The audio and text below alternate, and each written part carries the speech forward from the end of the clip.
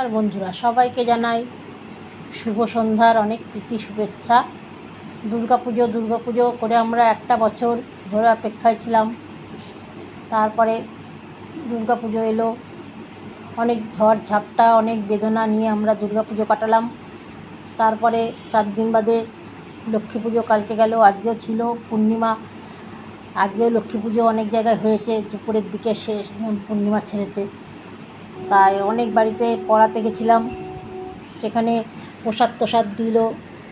এখন লক্ষ্মী পুজো, তারপরে মানে এখনও 13 দিন বাকি কালী পুজো। কালী পুজোটার জন্য মনে হচ্ছে, রাস্তায় বেরিয়েছি তো রাস্তা দিয়ে আর বাড়িতে আসতে ইচ্ছা করছে না বন্ধুরা। সব জায়গায় লাইটিং, তারপরে এত লাইটিং, বাড়ি সব টুনি বাল্ব জ্বলছে টিম করে, যেটা আমার খুব প্রিয় আর কি, ফেভারিট জিনিস।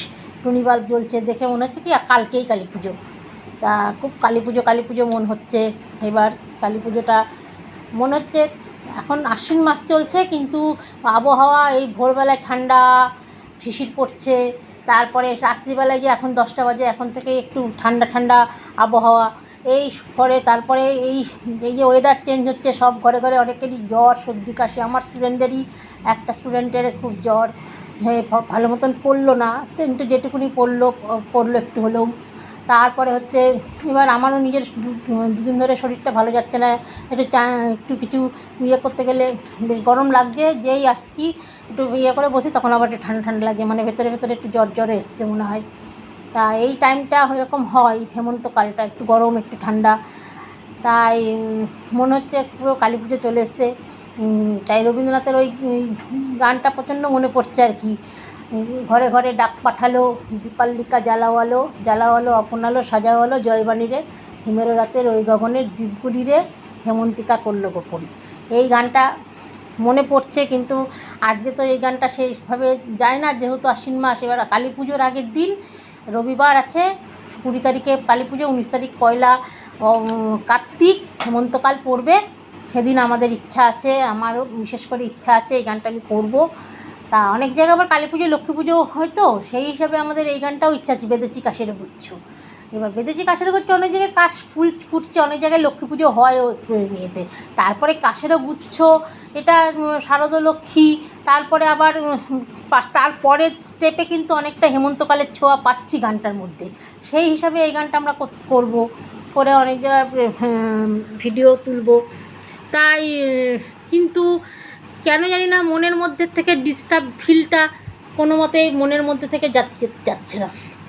সবসময় একটা আনন্দর মধ্যে আসছি, যেই আনন্দটা কিছুটা গেলেই আবার সেই বিষাদ বেদনায় জর্জরিত হয়ে খুব মনের মধ্যে খুব দানা বাঁধছে। যেই জিনিসগুলো নিয়ে মানে মোটমাট নিজে সামলাতে পারছি না। নিজে সামলাতে গেলেই ওই জিনিসগুলো খুব মনে পড়ছে, আর মনে পড়লে যে কেমন একটা যেন মনের মধ্যে হচ্ছে।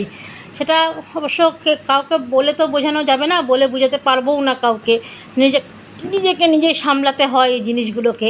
তবুও আসছে সামনের মাসে, এই সপ্তাহটা বাদ দিয়েই মনে সামনের সপ্তাহেই পরেই মনে কালী পুজো, আর 13 দিন আছে।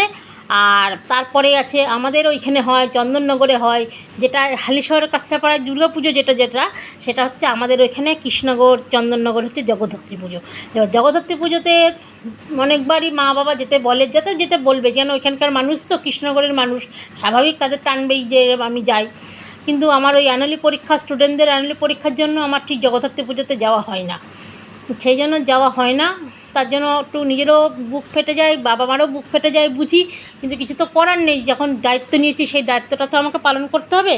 তা যতটা চেষ্টা করছি এই সপ্তাহের মধ্যে, জগদ্ধাত্রী পুজোর আগে 30 অক্টোবর হচ্ছে জগদ্ধাত্রী পুজো, 29 অক্টোবরের মধ্যে যদি ইচ্ছা আছে আমার যে সবাইকে পড়িয়ে নিয়ে 30 তারিখে সকালে যাব, 1 তারিখে চলে আসবো, এরকম একটা প্ল্যান প্রোগ্রাম মনের মধ্যে করেছি। এবার জানি না এবার কি হবে, জানি না। সেটা যদি শনিবার পড়ে তাহলে শনিবারে বিকালে যাব, দিয়ে রবিবারের দিন থেকে রবিবার দিন রাতে চলে আসবো, এরকম একটা ভাবসা মনের মধ্যে এনেছি। এবার দেখি কতটা কি করতে পারি। তাই আমাদের মনের মধ্যে থেকে যতই মনের মধ্যে অশান্তি বেদনা থাকুক না কেন, মনের মধ্যে থেকে কিন্তু আমাদের পুজো গন্ধটা যায়নি। সেই নতুন গানের ছন্দ নিয়ে আমরা কিন্তু সেই পুজোর গন্ধ নিয়ে কিন্তু আমরা মনের মধ্যে নিজেরা ঠিক ভেসে যাচ্ছি পুজোতে। শিশিরে শিশিরে আলোক বিন্দু ছড়িয়ে নিজের মতন করে আমরা হেমন্তের ছোঁয়াতে কিন্তু আমরা পরিপূর্ণ হয়েছি। এদিকে তা সবার কাছে শেয়ার করলাম কথা। সবার যদি ভালো লাগে বন্ধুরা কমেন্টে জানাবেন। ধন্যবাদ।